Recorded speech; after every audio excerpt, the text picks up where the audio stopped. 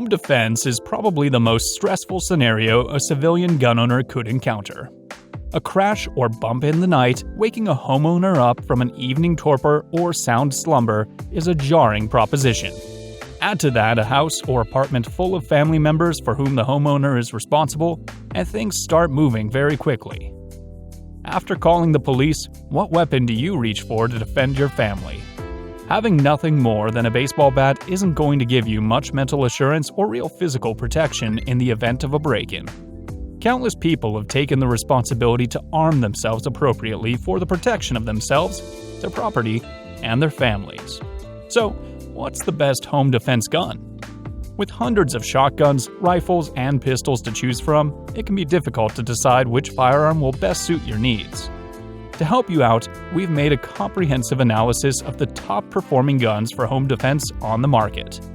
We have researched dozens of products to narrow this list down to the very best of the best. Whether you prefer a pump-action shotgun or a small handgun, you should select a firearm that you are comfortable with and that best suits your home defense needs.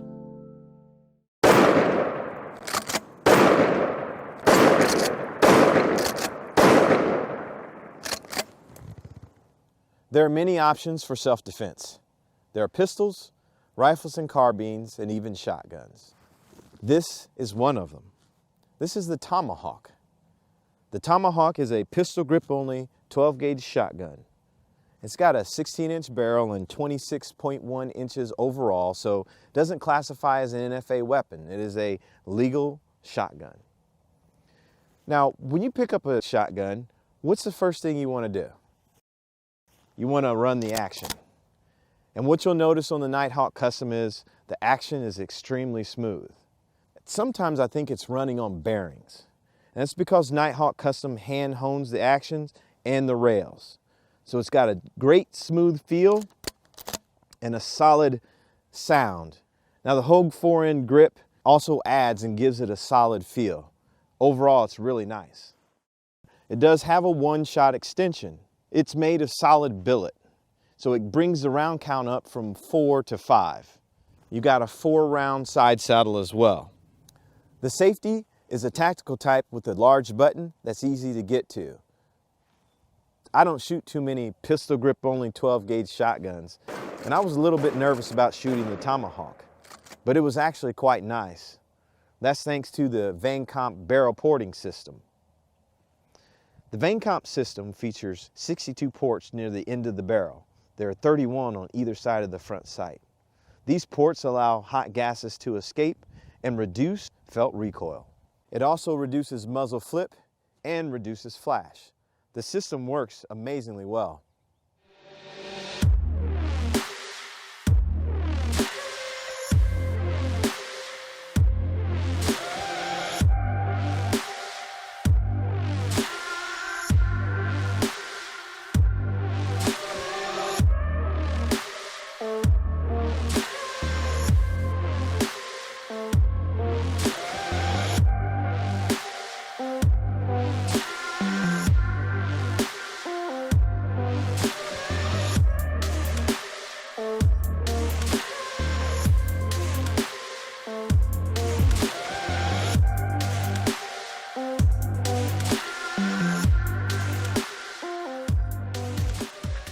What I have sitting in front of me has got me really excited. This is an M4A1 Clone. For all you clone guys out there, this is an awesome rifle. We've made it as close to exact to the SOP mod specifications as possible. Starting at the front, we have a Surefire Warcomp 3-prong flash hider.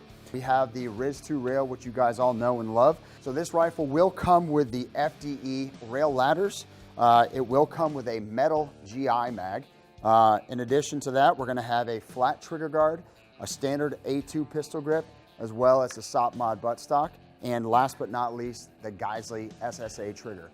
Guys, this gun is an absolute beautiful piece of work. It will not come with the sights. However, we wanted to show it like this just to show you some of the options of what you could do.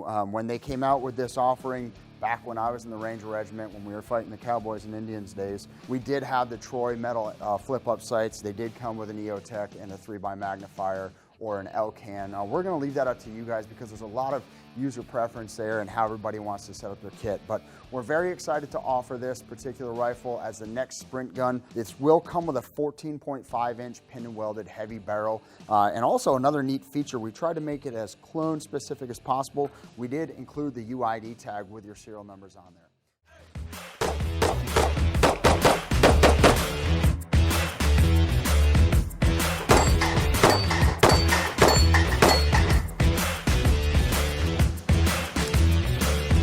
There are few things more fun to shoot than full-size 1911s chambered in 9mm, and you're looking at the Nighthawk Custom President.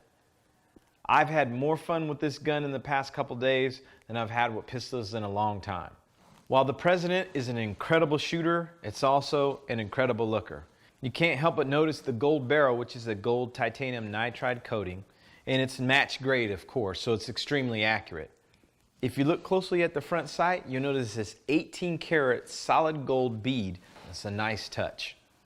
Looking closely at the slide, you'll find heavy angled lightning cuts. Now this does lighten up the slide significantly, so spring rates needed to be changed. But trust me, it's an extremely reliable gun that had no problems functioning at all. The President gets what they call a tri-cavity trigger, and the break is right around 3 pounds. Getting a grip on the President won't be a problem with these incredible G10 grips, which are narrowed out at the back end. In classic Nighthawk custom fashion, we've got our high knee ledge rear sights that are all black, no tritium inserts, which aren't necessary on this type of pistol. As you might imagine, the Nighthawk Custom President has many more features, all of which help you to shoot at your best.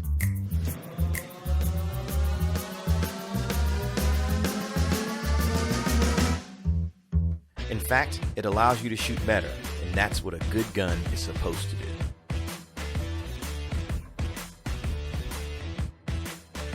I can do things with the President that I can't do with other pistols.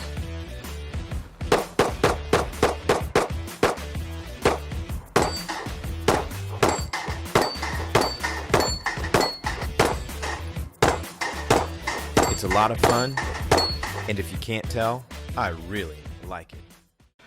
This is POF's new 22 pistol called the Rebel.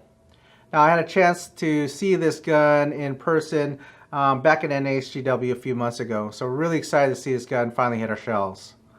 Starting with the lower receiver group, this is a proprietary lower. It does look like an AR-15 lower. It's got the same trigger and safety style as your standard AR-15.